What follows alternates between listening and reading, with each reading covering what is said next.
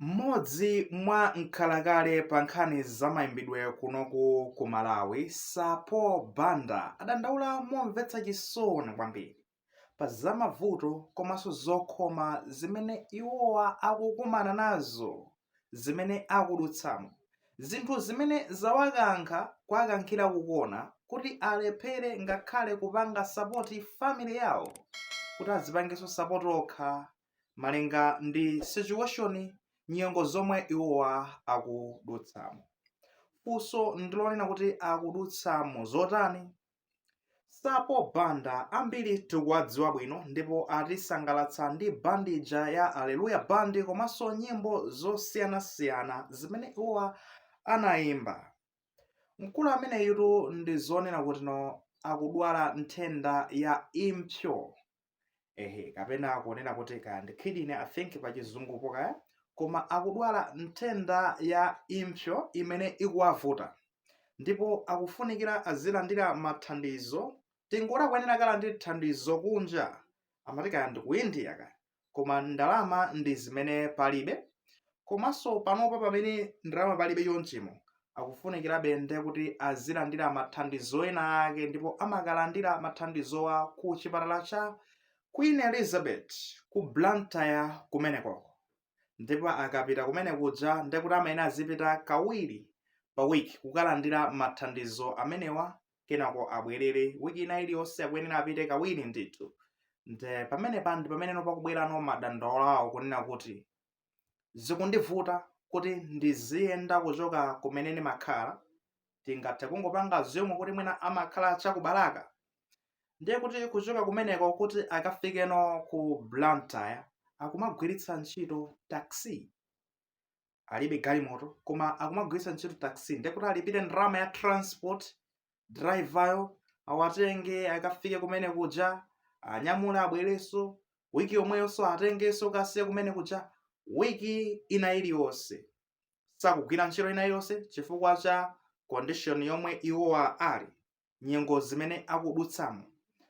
Sangakwanise kuti akagwirenso ntchito, kuona zinthu zake zosokonekera zokhazokha. Ndiye kuti akakhala kuno kuti amene ankawathandiza ndani, tikudziwa kale kuona kuti anali Lucius Banda ndi amene ankawathandiza pajatu adali mng'ono wawo.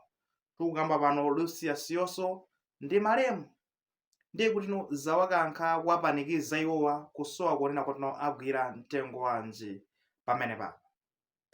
Kuchoka pamenepopo amadandaula kunena kuti boma linalonjeza makamaka, ndiye kuti chinali chaka chatha, kunena kuti awatengera ku chipatala cha ku India kumene akalandire thandizo kuti mwina mwake vuto limeneli mwina ndikukathandizikako kumeneko. Koma tikudziwa ku India ndi mtunda wautali kwambiri, pakufunikira ndiye kuti tiketi ya ndege, kuti kumeneko zakudya nanga amene akupita naye akuyeneranso ndiye kuti akakhalenso zakudya, tiketi ya ndege. Kuchoka pamenepo ndiye kuti nangano kumbali zonena kuti mabilu akuchipatala kumeneko akalipire, zachidziwikire ndi zipatalabe zodula, zonsezo kuziyikapopo ndiye kuti ni ndalama zambiri zimene ngati akunena kuti ndikulephera kuti ndipeze ndalama yonena kuti ndichoke ku Baraka ndikafike ku Blantyre ku Queen Elizabeth Hospital, ndiye kuti angapeze transport yopitira ku India, nanga angapeze kodi ndalama zimene mwina zingathe kukalipira mabilu ku chipatala kumene. Zimenezi ndi zimene zikuchitika.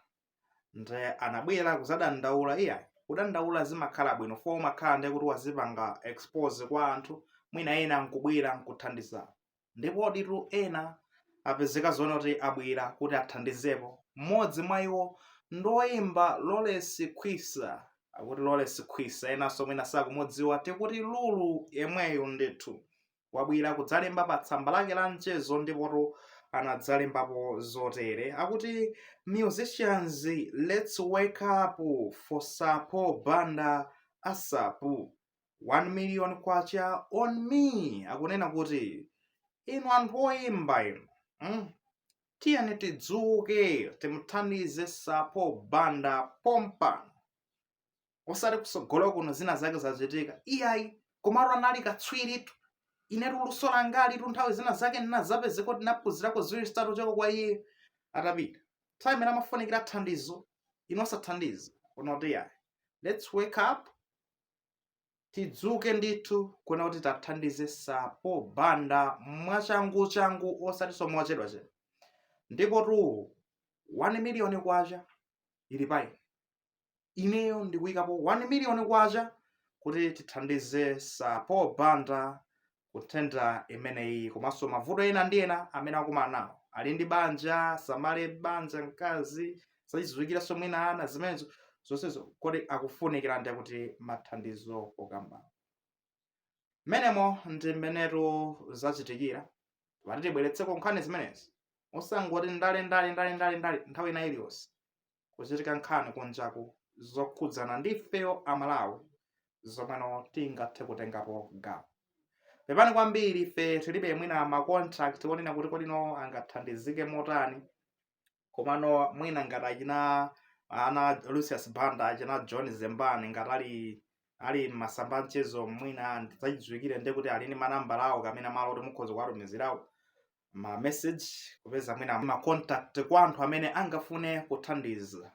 Ayi ife tingowafunira zabwino zonse makamaka mphamvu pamene akudutsa mu zokhoma ngati zimenezi zimafunikirabe mphamvu zochokera mkati, some spiritual power, inner power kuti mwina make uthe kumatha kudutsa mu nyengo zokhoma ngati zimenezi makamaka matenda ngati amene wawa.